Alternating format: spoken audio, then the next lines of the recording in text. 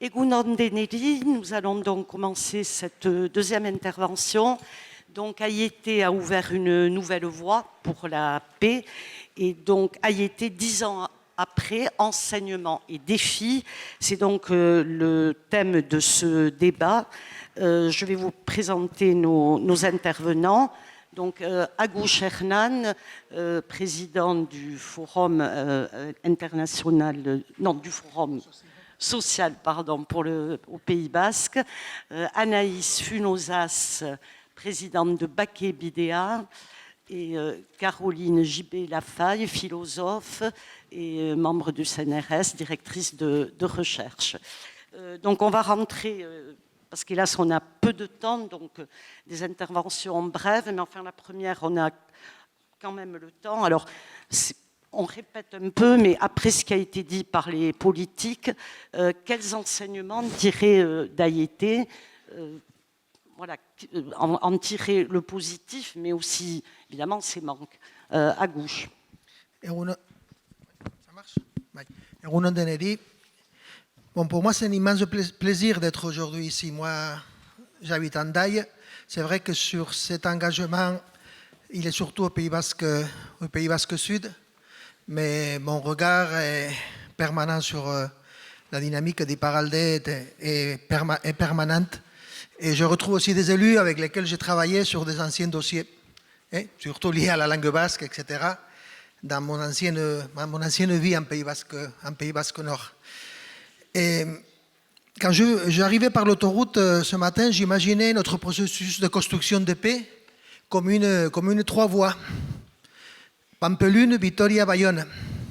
Un seul processus de construction de paix. Un seul processus de construction de paix avec adapté à trois réalités différentes. La réalité des Paraldés qu'on vient de voir ici, avec une pluralité. La réalité des Goaldes qu'on l'a vu jeudi, Ayete. Cet esprit d'Ayete que M. Bru a repris le terme que nous on a utilisé. Et cette photo Ayete avec toutes les tendances politiques à la communauté autonome basque et en Navarre qui ouvrent aujourd'hui dans ce processus multilatéral et tous les syndicats. Je veux dire, cette double photo de Ayete aujourd'hui ici, je pense que prouve cette notion de processus de construction de paix inclusif et participatif. Un processus de paix, trois voies qui avec beaucoup d'allers-retours. Ayete a ouvert une énorme fenêtre d'espoir et d'opportunité. Après, on est rentré dans un processus, dans quelques années de très peu de lumière, on va dire.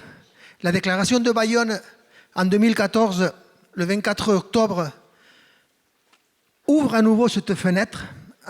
Et après, on enclenche sur un processus peu à peu avec l'UOSHOA, avec l'UOSHOA et avec le désarmement civil qui nous permet de déclencher un certain niveau d'initiative. Véronique Duduet, qui est ici, il faut le rappeler, je le rappelle avec beaucoup d'amitié, c'est elle qui a formulé au 3e Forum social de Guernica, au nom de Bergos Foundation, cette notion du désarmement civil, parce qu'en face, on avait un gouvernement en Espagne, Mariano Rajoy, qui la seule caractéristique qu'il avait, c'est qu'il faisait rien, qu'il répondait pas, qu'il prenait pas le téléphone au groupe international de contact avec M. Brian, etc. Donc, à un certain niveau, moi je le vois comme un processus à trois voies qui, avec beaucoup d'allers-retours, qui s'aident entre eux. Aujourd'hui, en Navarre, on a un processus spécifique. On ne l'avait pas eu jusqu'au moment de l'arrivée de l'actuel gouvernement. L'ancien gouvernement avait fait beaucoup de choses dans le vivre ensemble, mais aujourd'hui, on peut dire que le gouvernement de socialiste de Guero Abay a une stratégie sur cette question-là, et pour moi, c'est important à ce niveau. Un processus qu'aujourd'hui, le retour face au blocage de la question des prisonniers ici, bon, il faut dire que vous nous avez ouvert une voie et que je pense que la position du gouvernement espagnol de Sánchez a été soutenu par le travail qui a été fait ici, par ce consensus, par cette voie ouverte en France avec le gouvernement de Macron et par le consensus construit en Pays Basque Sud, les deux éléments importants. Aujourd'hui, je suis convaincu que les avancements qui ont été cités par M. Bru, par M. Iriart sur cette question en Espagne et en Pays Basque Sud vont aider à une évolution de la position de Macron. Cette idée d'aller-retour, ça me paraît très importante. Très importante. C'est un processus unique avec 3 voies. 3 voies adaptées à des réalités différentes. C'est la première leçon que je vais tirer aujourd'hui. Il y a beaucoup de choses sur Ayete. Je ne réponds pas trop à ta question, mais bon, pour moi aujourd'hui, c'est la troisième intervention que je fais. J'essaye d'adapter pour les gens qui ont suivi hier au Coursal. Et c'est la troisième et j'essaie d'apporter des éléments un petit peu nouveaux à ce niveau. Anaïs Funosas, présidente de Baquet Bidéa, donc pour toi qui a vécu donc ça de près, qui a essuyé aussi des critiques parce que tout fait débat et c'est normal. Quel bilan tu tires, enfin quels enseignements? Moi d'abord, je vais commencer avec une question. Lehenik barkatu egunon, zaituzte eta gurtu ere. Egingo dut nire hitzaldia eskuaraz erresteko gure arteko elkarrizketa. Donc moi d'abord, je vais commencer par une question. Et ma question, elle est-ce que quelqu'un ici dans cette salle pensait il y a 10 ans qu'Iparralde aurait amené tant de choses à ce processus de paix? Moi, ma réponse est non. Non. Ayete, je m'en souviens encore, je sais où j'étais quand j'ai entendu cette déclaration internationale, l'émotion qu'elle m'avait suscitée. Pour la première fois, l'État français était nommé comme acteur actif de ce processus et pour la première fois pour Iparralde, on existait face à cette communauté internationale qui, encore aujourd'hui, a du mal à intégrer cette idée de ces 7 provinces qui sont aujourd'hui confrontées à ce processus de paix. Une émotion forte, mais jamais j'aurais pensé que ça aurait été un activateur de particules. Et pourtant, ça l'a été. Et je pense qu'à Iparralde, il s'est passé ce qui ne s'est pas passé à Hegoalde, et c'est que les personnes présentes, la société civile qui était en discussion déjà à l'époque suite au mandat d'arrêt européen d'Aurore qui avait interrogé énormément la société en Iparralde sur pourquoi l'État français peut remettre à un gouvernement, enfin une justice espagnole, une militante politique du Pays Basque Nord, a fait qu'il y a eu une espèce d'élan collectif qui nous a amenés à construire un chemin. Et moi, c'est ce chemin-là que je veux mettre en valeur aujourd'hui et surtout la méthode.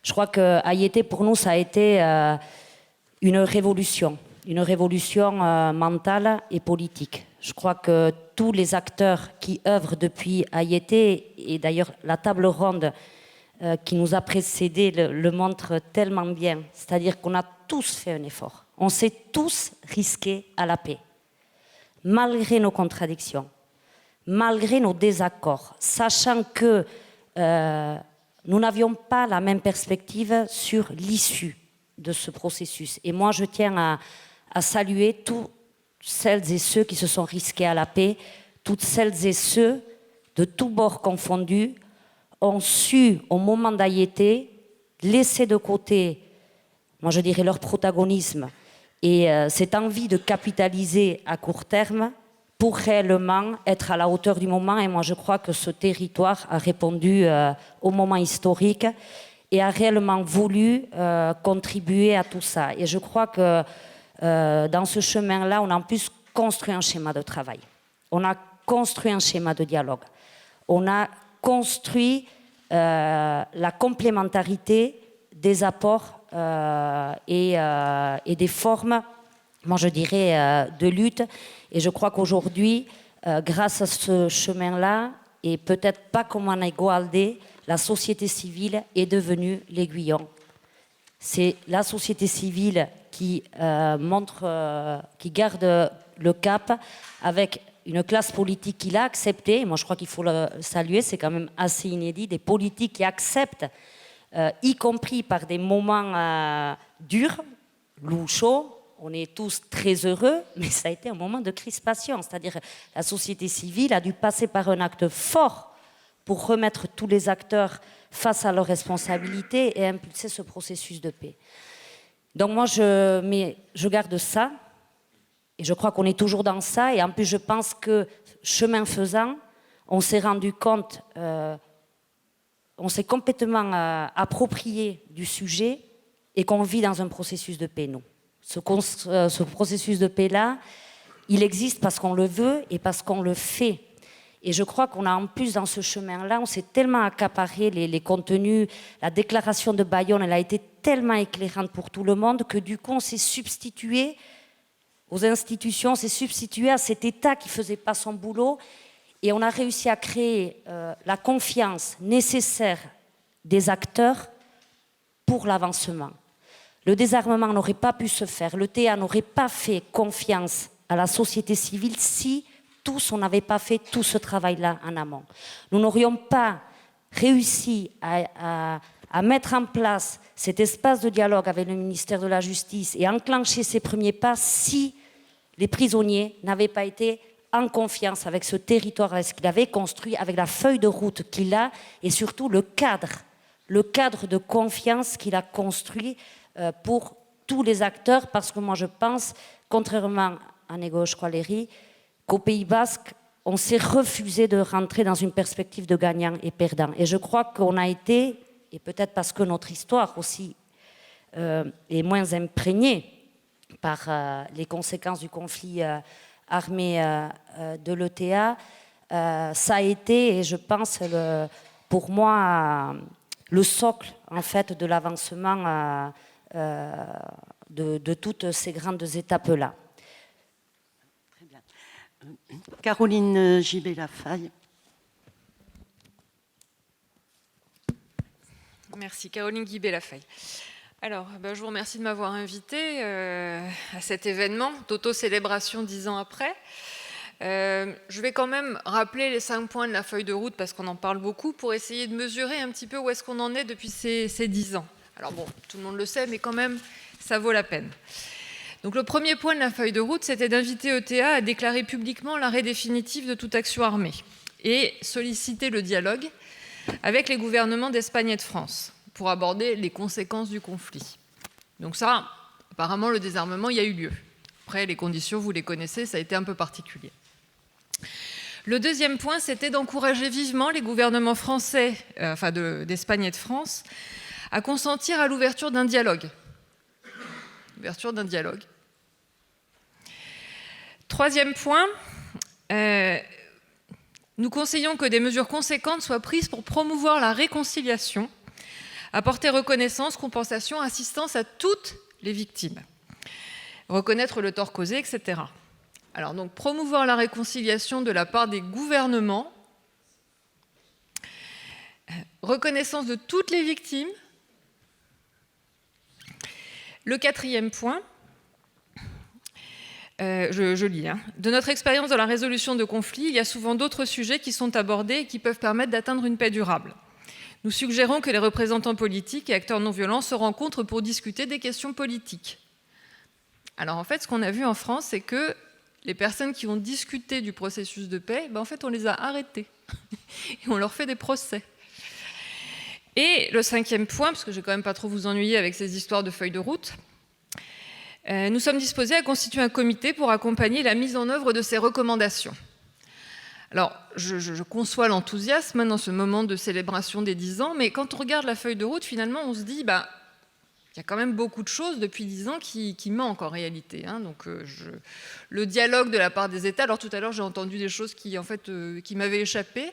Je n'avais pas compris que Cazeneuve avait favorisé le désarmement, mais bon, finalement, je suis venue pour l'apprendre, c'était bien.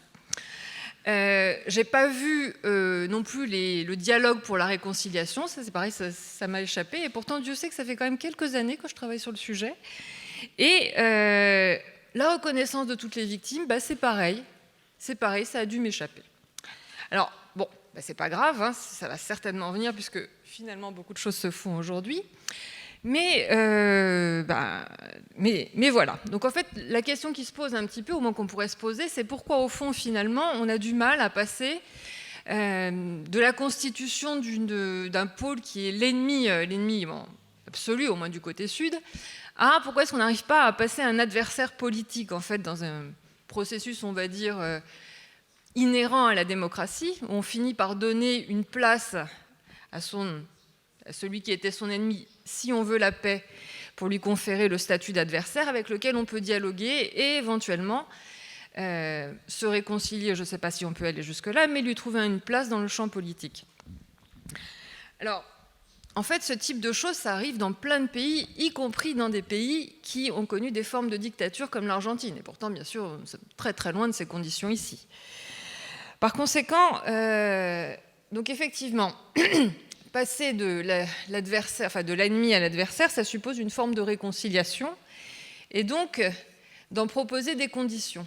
Mais alors finalement, la réconciliation, ça passerait par trouver un statut aux prisonniers. Bon, les rapprocher bien sûr, mais quand on les rapproche, leur donner des conditions quand même de détention qui ne sont pas moins mauvaises que celles qu'elles étaient avant, par exemple. Ça suppose aussi de tenir compte de l'ensemble des victimes du conflit, si tant est qu'on puisse, et qu'on accepte de parler de conflit, puisqu'au fond, c'est quand même de ça dont il est question aussi. On parle beaucoup de paix, de réconciliation, mais si on se réconcilie, c'est peut-être parce qu'il y a eu un conflit. Or, le sujet, manifestement, ne fait pas consensus partout. Pourtant, il me semble bien qu'il y a eu des affrontements. Enfin, tout ça, c'est une question de description, en réalité, apparemment.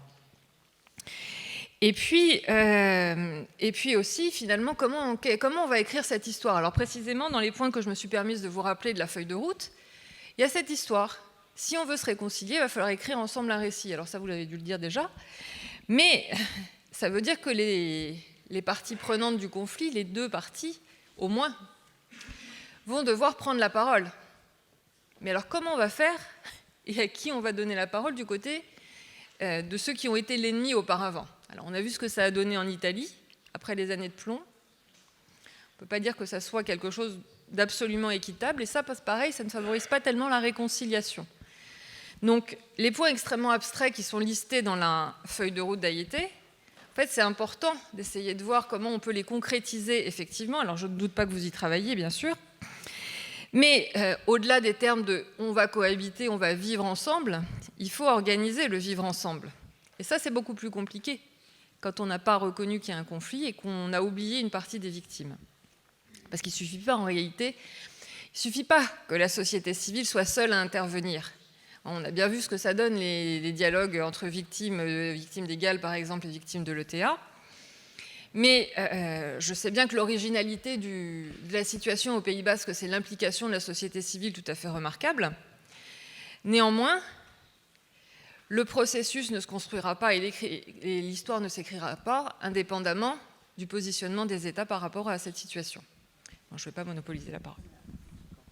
Alors, précisément, Caroline a esquissé la question du récit et des mots, enfin de la bataille du récit. Parce qu'on voit bien que dans les années à venir, si on se projette sur l'avenir, ça va être un problème important. Donc moi, j'aimerais que vous me disiez chacun, justement, cette notion de conflit et de processus de paix. Enfin, voilà, qu'est-ce que vous mettez derrière ces mots-là? Parce qu'on sent que, justement, dans la société civile, il y a un débat là-dessus. Oui, mais non, il n'y a pas eu conflit.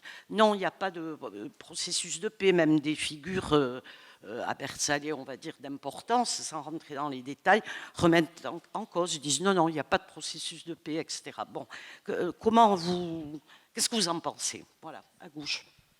Oui, merci. Ça, c'est une question que quand j'ai vu ton schéma de débat, ça m'a étonné. Ça m'a étonné. C'est un débat qui m'étonne énormément.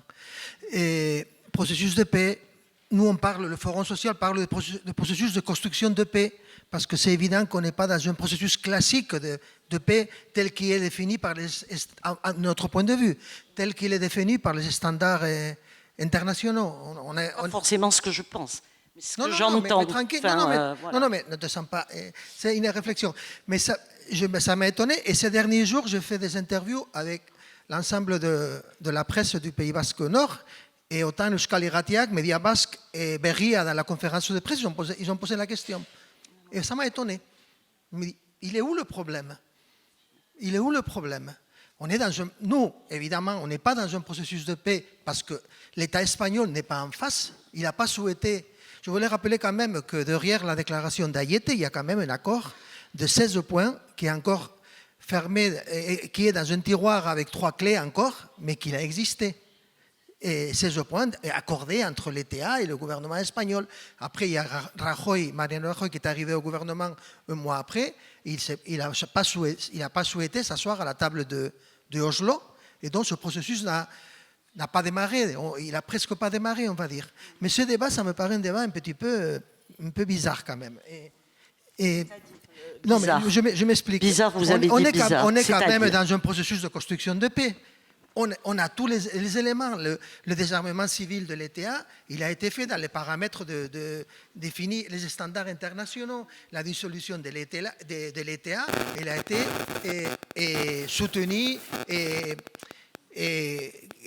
signé, je ne sais pas comment on dit en français, signé par la communauté internationale, acté par la communauté internationale. On est dans un processus multilatéral dans lequel il y a, on l'a vu ici, on le voit au Pays Basque Sud, on ne peut pas encore raconter tout comment on travaille au Pays Basque Sud avec l'ensemble des acteurs.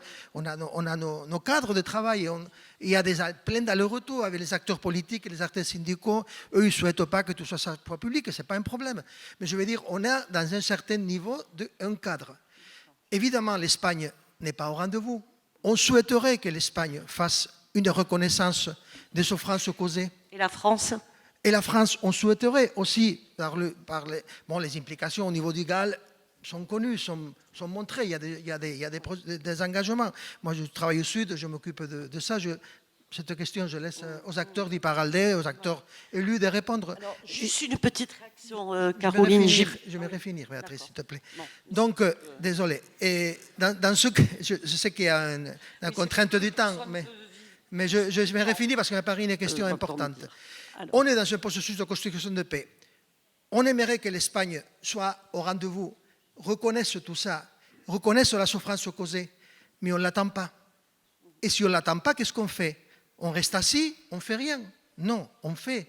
On va jusqu'au bout. On l'accorde entre nous. La réconciliation sera entre nous au niveau du Pays Basque, au niveau des citoyens du Pays Basque. Et c'est là qu'il faut poser la question. Après, les termes. Et au Pays Basque Sud, on a une mauvaise habitude, et là je finis, de construire de totems autour de termes, des débats des termes. Je me rappelle sur la question de la démobilisation de l'ETA. Parce qu'il y avait tout le temps, il y avait des gens qui disaient il faut qu'elle soit déçue, il faut qu'elle soit déçue. Et nous, on est allé chercher un terme international.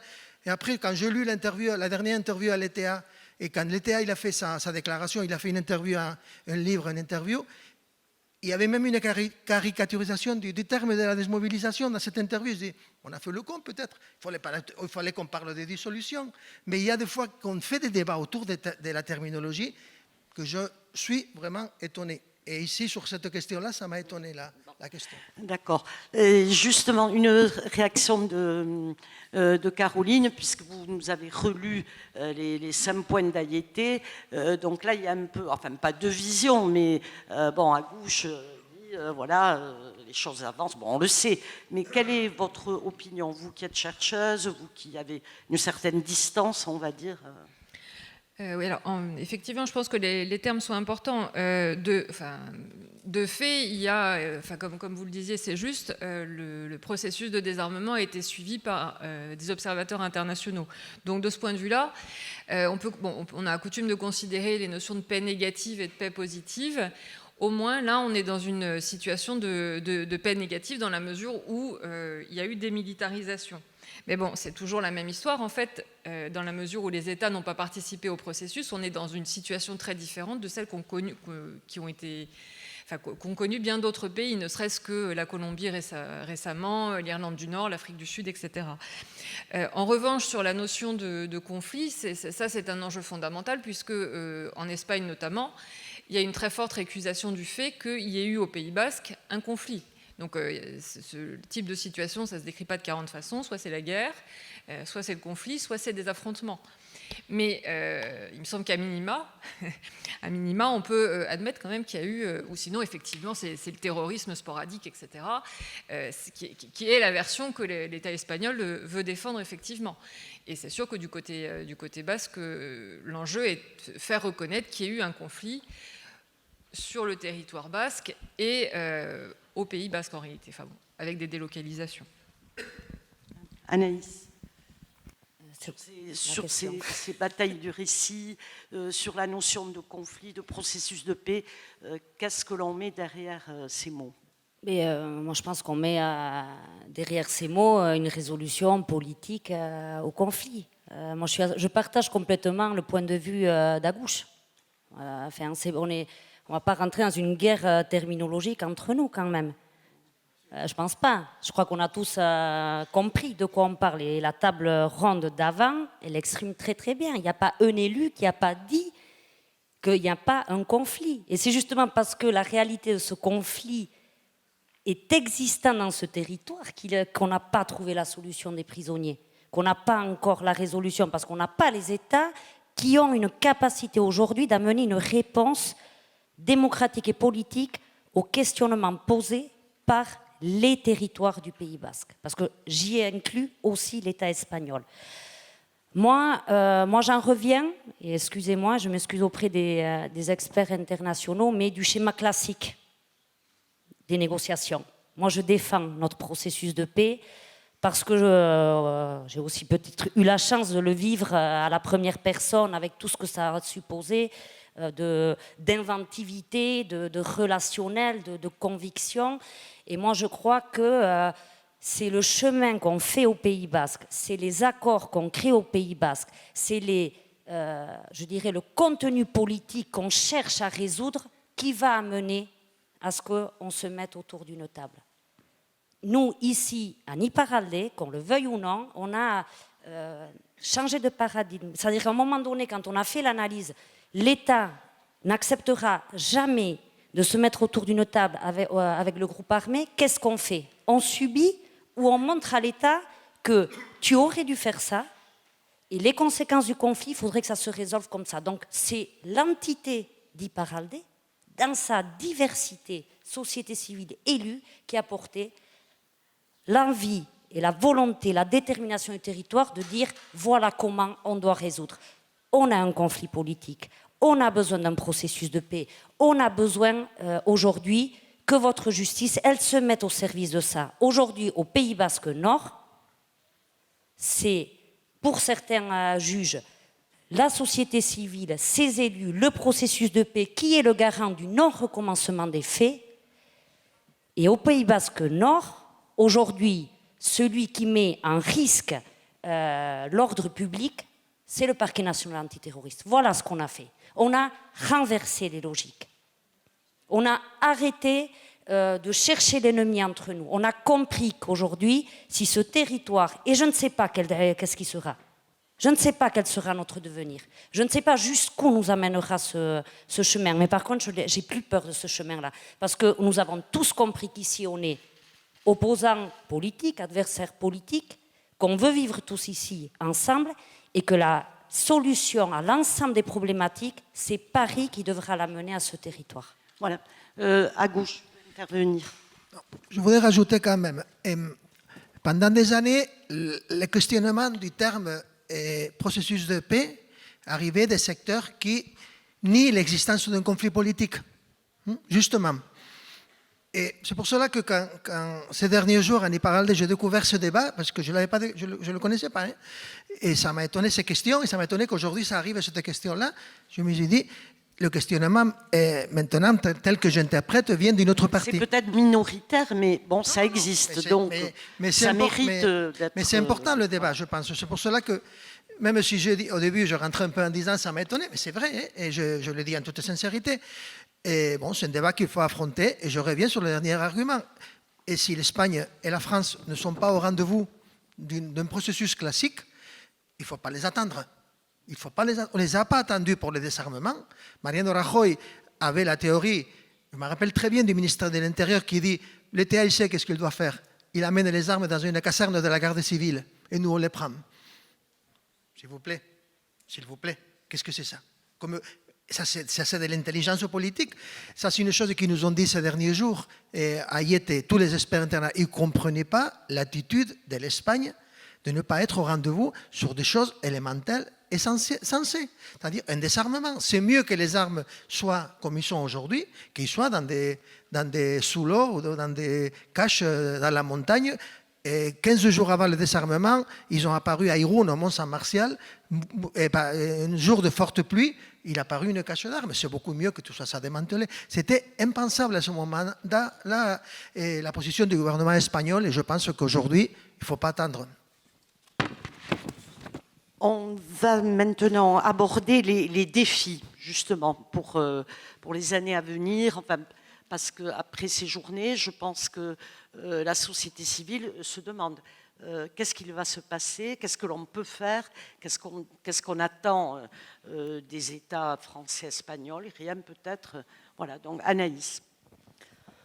Moi, je vais rejoindre complètement les réflexions portées lors de la table ronde. Moi, je crois que à ces 10 ans d'Ayété, on est tous conscients qu'on est en train d'arriver à la fin d'une étape, hein, et qu'on a besoin d'une relance totale et d'une ambition. L'ambition, il faut qu'on retrouve l'ambition que nous avait créé Ayété et aller plus loin, parce que moi je pense que chemin faisant, on a pris réellement la mesure que Ayété, c'était pas uniquement résoudre les conséquences du conflit, et on s'est bien rendu compte dans ce chemin-là, en avançant, que tout point de discorde politique, notamment lié à l'identité, enfin, moi je pense qu'ici en plus l'Euskara, vraiment, et les assauts perpétuelle autour de l'Euskara, notamment, montre et a montré à tout le monde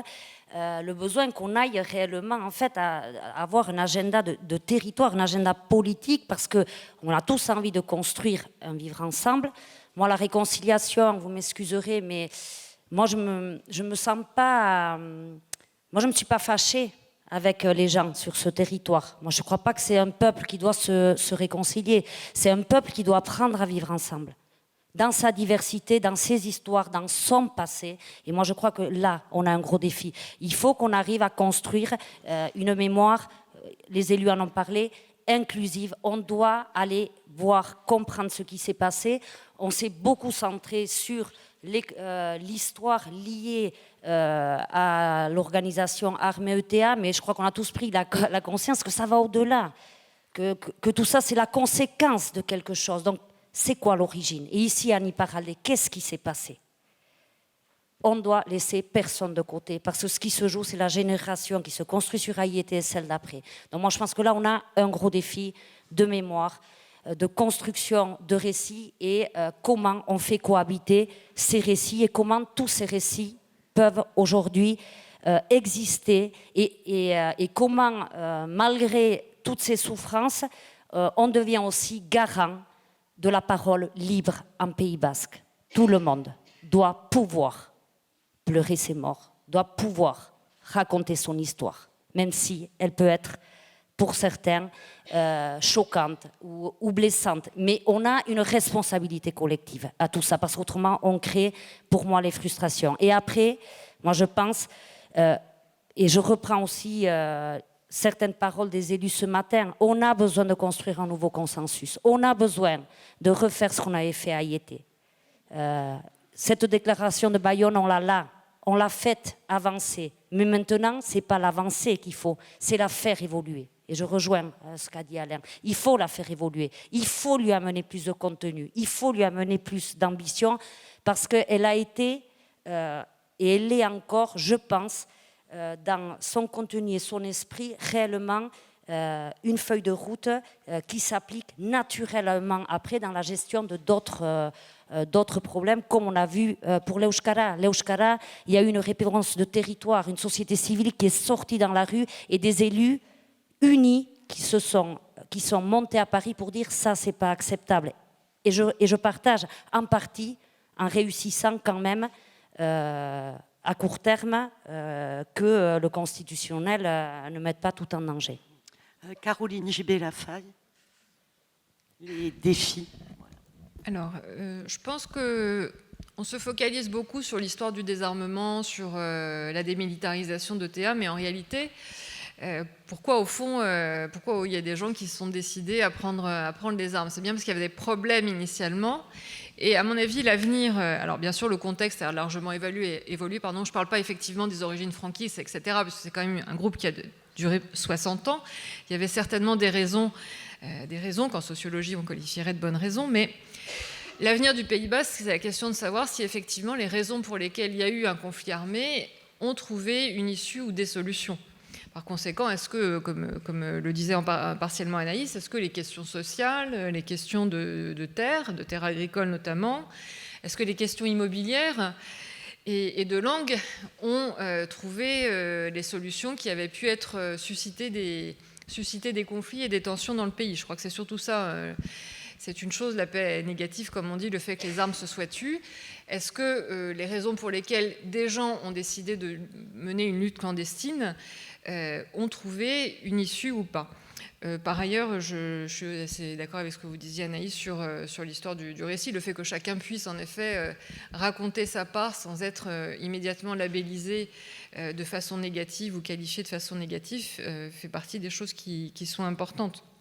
Ensuite, la chance que vous avez ici, et vous y contribuez largement, c'est certainement d'avoir une dynamique d'engagement politique et associatif qui est très importante et qui permettra certainement une stabilité plus importante et en fait une construction de l'avenir qui est probablement plus importante et plus riche ou plus active que dans d'autres régions, au moins de France. Pour l'Espagne, je ne me prononcerai pas. À gauche, quant au défi, toi qui as suivi ces journées de célébration des 10 ans d'Ayete, comment vois-tu l'avenir et concrètement un calendrier sans rentrer dans les détails? Et le lendemain de la dissolution de l'ETA, nous on a vécu au Pays Basque Sud la même chose qu'a vécu Michel Radicoitz avec les journalistes parisiens. Tout est fini, tout est résolu. Il a fallu reconstruire un consensus avec les partis politiques autour du fait, non, c'est pas fini. Maintenant, il faut continuer ou il faut affronter les conséquences de ces cycles de violence. Nous, on parle plutôt de cycles de violence parce qu'on sait bien qu'en Pays Basque Sud, le terme conflit politique tu l'as dit, il est un élément de débat, c'est évident, quoi. Et là, on a identifié 3 éléments. Le premier, les droits de toutes les victimes à la vérité, la justice et la reconnaissance. Et c'était important à ce moment-là. Aujourd'hui, avant et après Ayete, il y a un élément clé, c'est la non-discrimination.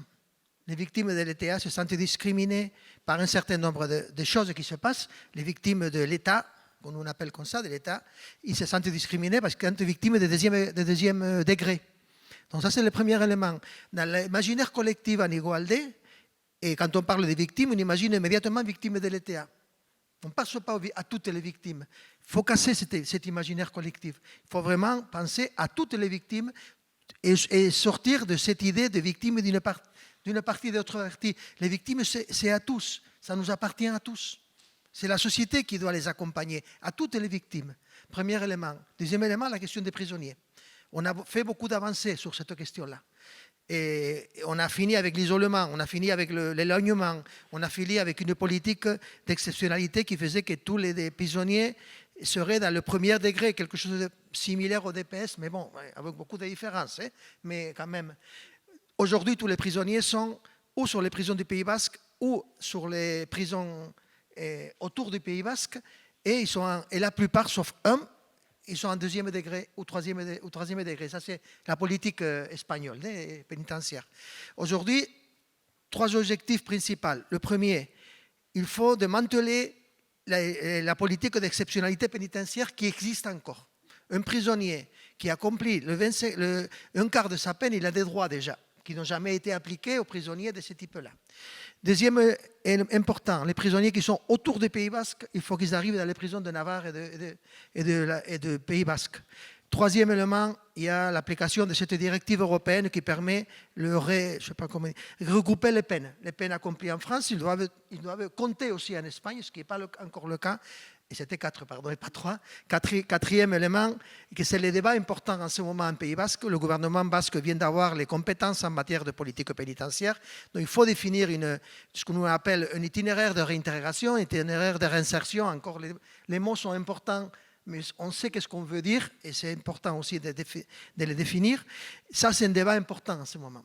On entend des propositions très intéressantes de la part du gouvernement basque, qui s'éloignent de cette logique punitiviste, cette logique d'accomplir la peine d'une certaine manière dure, qui se rapproche plutôt des standards européens, mais les politiques publiques, on les évalue sur son application. On verra bien comment ça va se concrétiser ça, mais c'est le grand débat. Troisième élément, ce que nous on appelle la mémoire critique inclusive.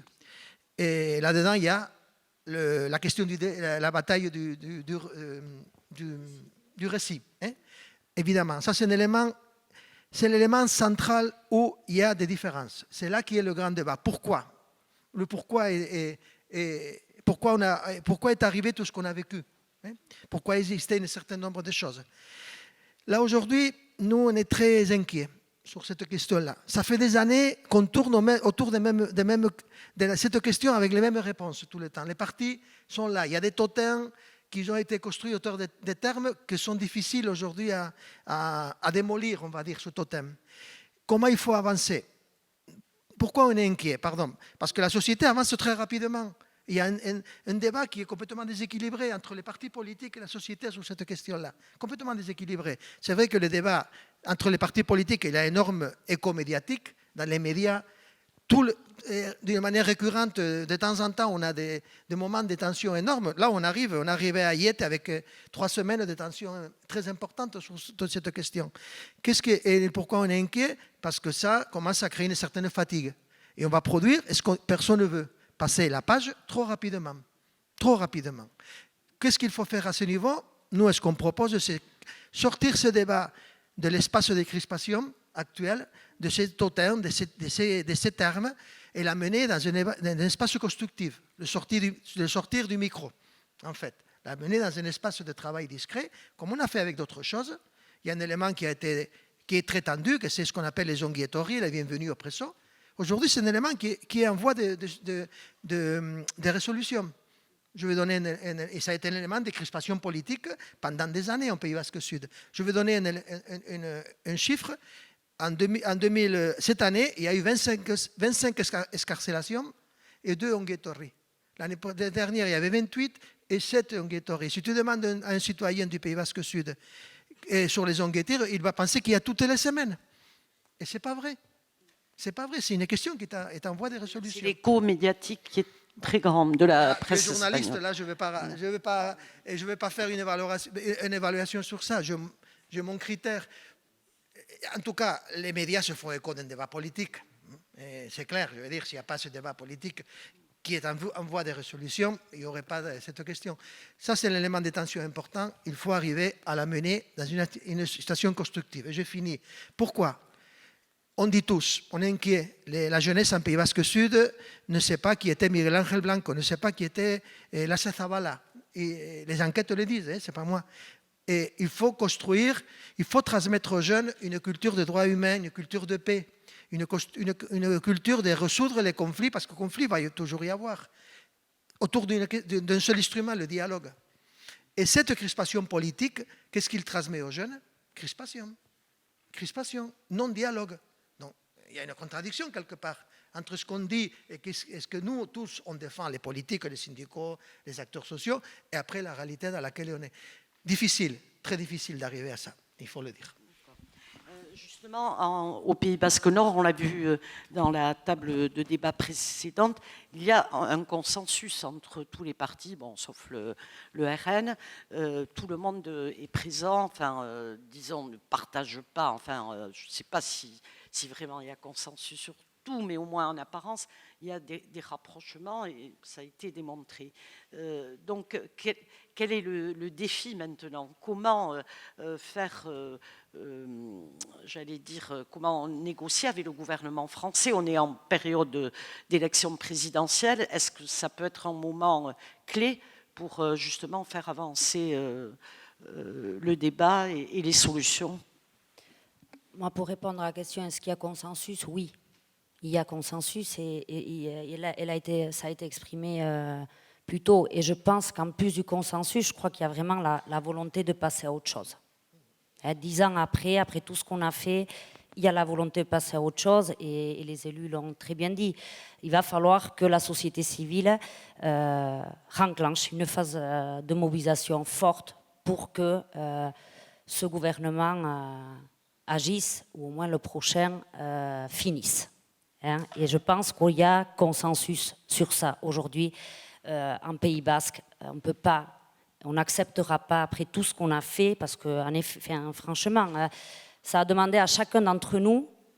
Hier, je m'excuse, je ne me souviens plus quel était l'intervenant qui disait, c'est-à-dire qu'un tel processus de paix, il s'enclenche déjà dans la personne. C'est-à-dire que ça demande à chaque personne de devoir évoluer et de changer et de sortir de ces zones de confort. Donc moi, je pense que là, oui, on a besoin d'arriver à en finir avec la question des prisonniers, de libérer Diakesh et Dione pour pouvoir sereinement, et parce que ça va prendre du temps, établir en effet quels sont les sujets qui font conflit et qui mettent en danger ce vivre ensemble à terme. Et déjà, ce matin, ils ont commencé à les évoquer. C'est la langue, c'est la culture, c'est la gestion des terres. Voilà. Et je pense que ce territoire, il a envie d'être à la hauteur des problèmes politiques. Donc, en effet, ça va demander, encore une fois, à ce qu'on se risque à la paix,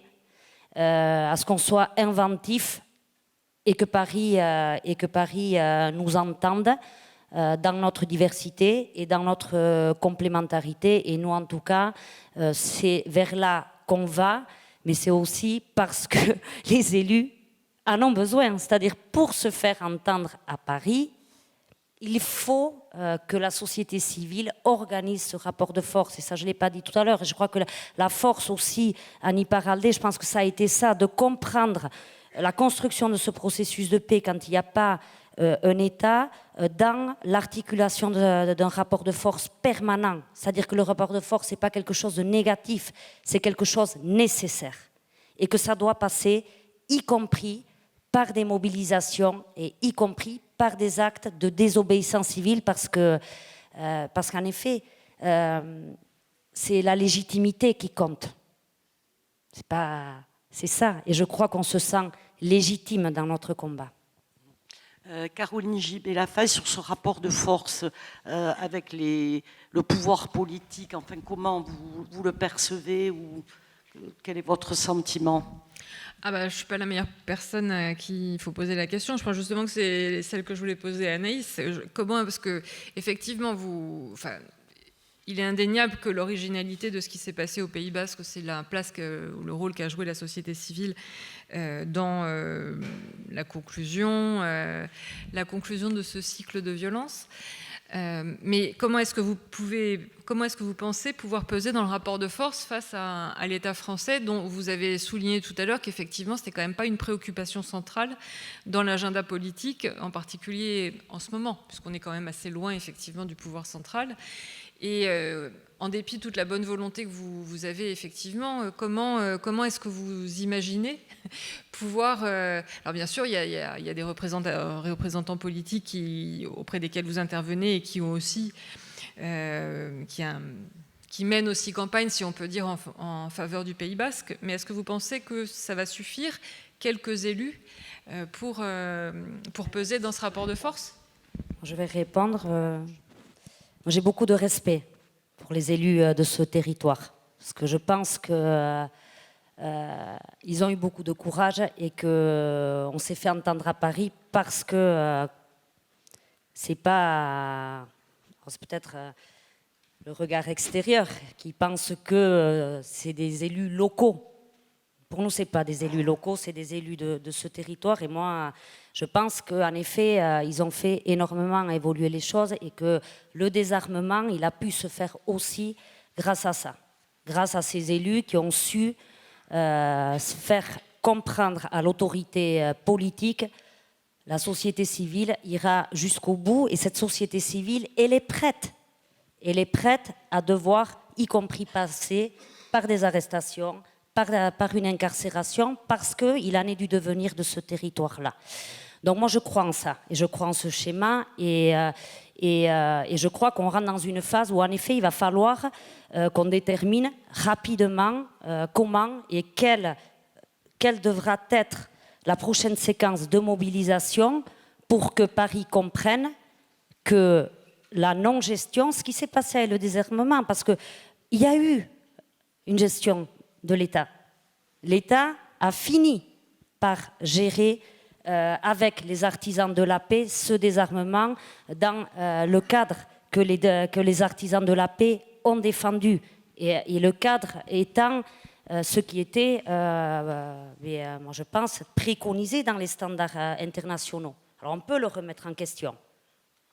Mais il a eu lieu et il a permis énormément de choses, et il a permis une intervention de l'État français, et il a permis que l'État espagnol laisse faire. Et ça, c'était pas rien.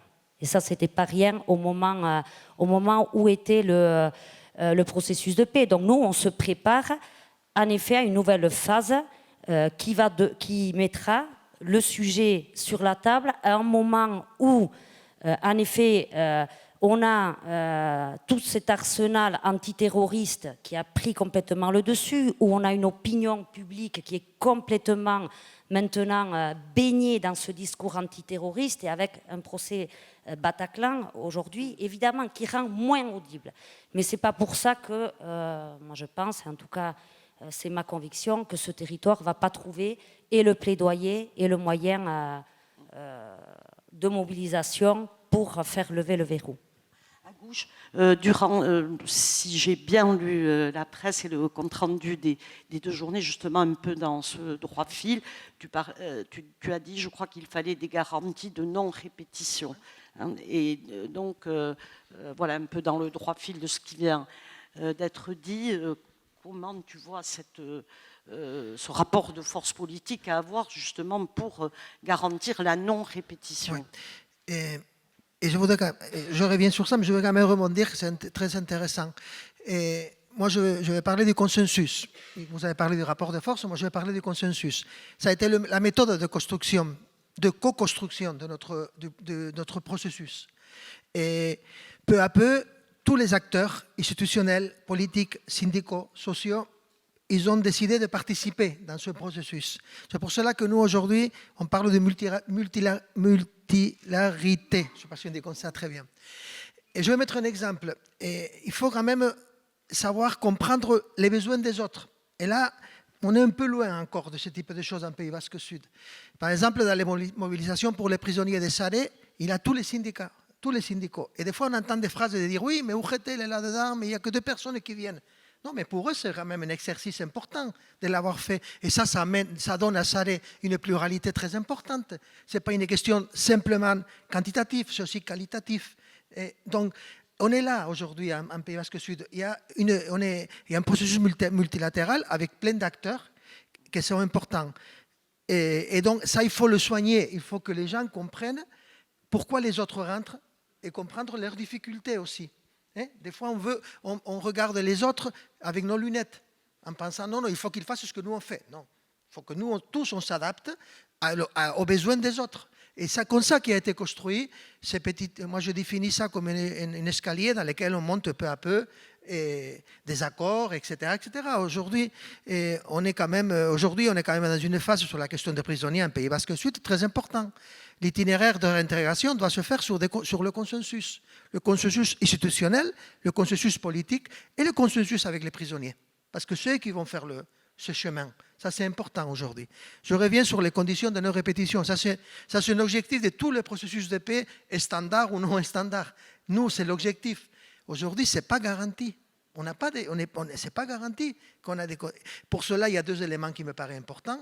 Le premier, résoudre toutes les conséquences du conflit d'une manière satisfaisante. Les prisonniers dans le cadre de la loi, la question des victimes telle qu'on l'a dit, il faut finir avec les discriminations. La question du récit, c'est très important, Anaïs l'a dit, il n'y aura pas un récit, il faut le dire, il n'y aura pas un récit unique, il n'y aura même pas deux, il y aura beaucoup de récits différents là-dedans. Et il faut arriver à une phase dans laquelle tous les récits puissent s'exprimer, ce n'est pas le cas aujourd'hui, d'une manière démocratique, en toute liberté, ce n'est pas le cas.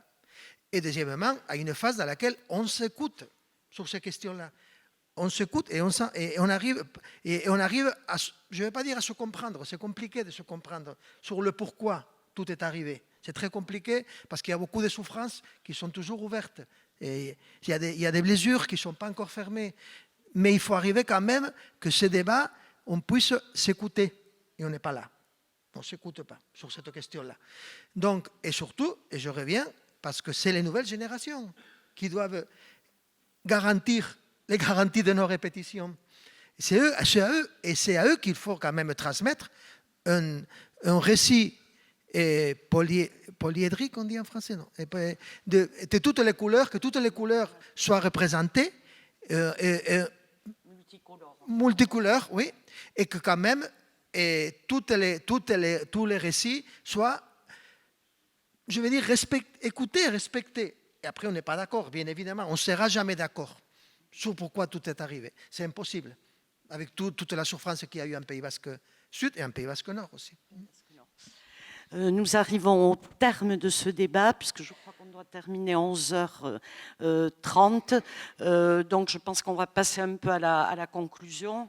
Je vais donner la parole à Caroline Gibet-Lafaille. Donc conclusion libre, comment vous avez perçu cette matinée, comment vous voyez l'avenir, enfin voilà. Quels conseils pouvez-vous apporter, vous qui êtes philosophe et qui avez du recul comme j'ai la parole, je vais en profiter juste pour rebondir un petit peu sur l'histoire des récits. En réalité, c'est sûr qu'il faudra tous s'écouter, mais simplement les récits, et en particulier les récits de l'histoire, au moins au Sud, en réalité, les programmes font partie d'une bataille également, et c'est un petit peu moins facile ou moins simple qu'on l'aimerait, hein, puisque l'enseignement public suppose des programmes qui sont décidés, sur lesquels toutes les institutions sont d'accord, et on a vu qu'en fait ça ne fait pas du tout consensus la façon dont on enseigne l'histoire du Pays Basque.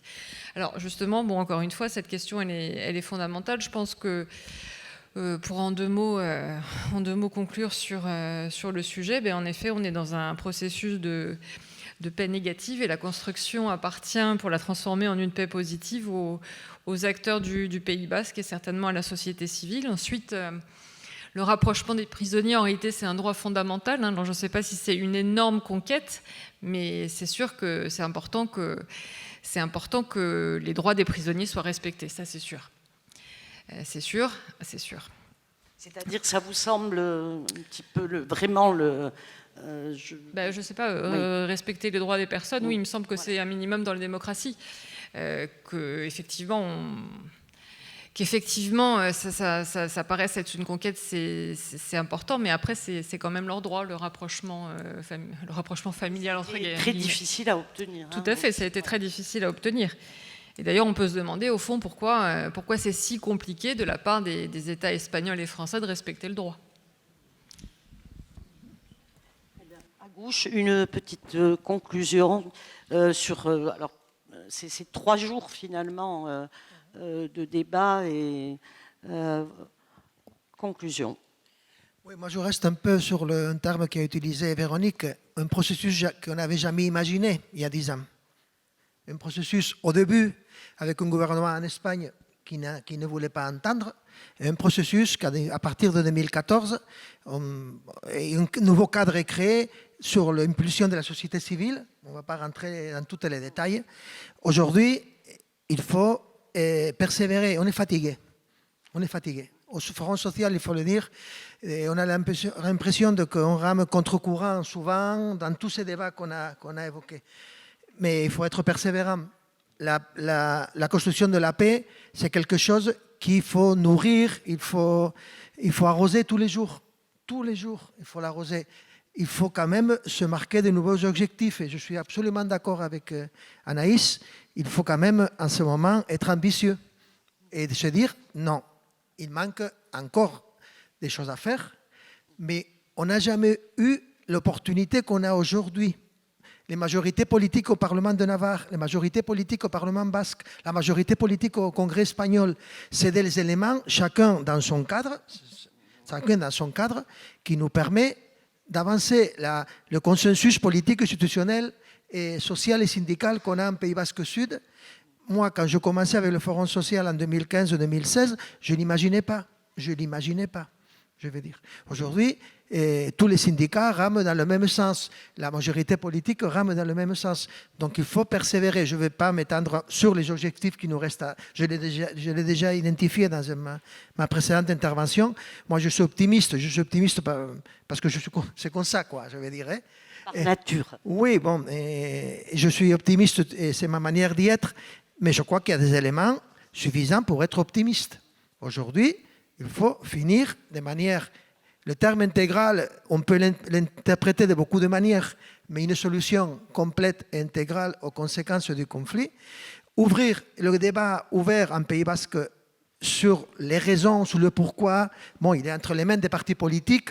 On voit qu'on n'arrive pas à des accords à ces niveaux suffisamment transversales. Il y a des majorités politiques, mais il n'y a pas de majorité transversale. Bon, on verra bien sur cette question-là. Le quatrième point d'Ayete, qu'il ne faut pas oublier. Parce que derrière tout ça aussi, il y a des raisons qui sont... On peut discuter énormément sur les raisons, mais il y a des raisons. Anaïs Funosas, présidente de Baquet Bidéa, ta conclusion. Bon, moi, rapidement, je crois qu'en effet, à 10 ans d'Ayete, on a urgence d'en finir avec les conséquences du conflit et que ça reste le champ prioritaire. Mais surtout, et moi là je rejoins...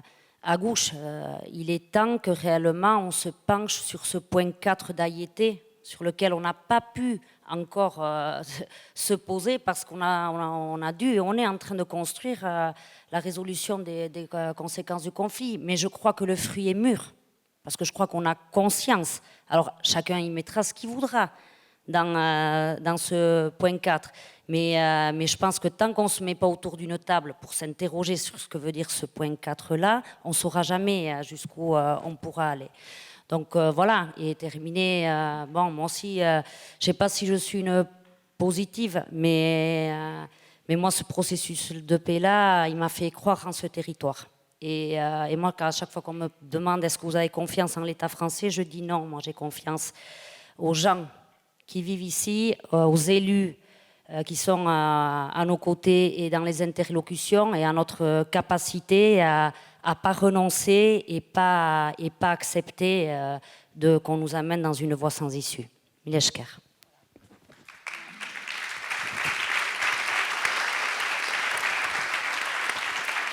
Mile esker deneri.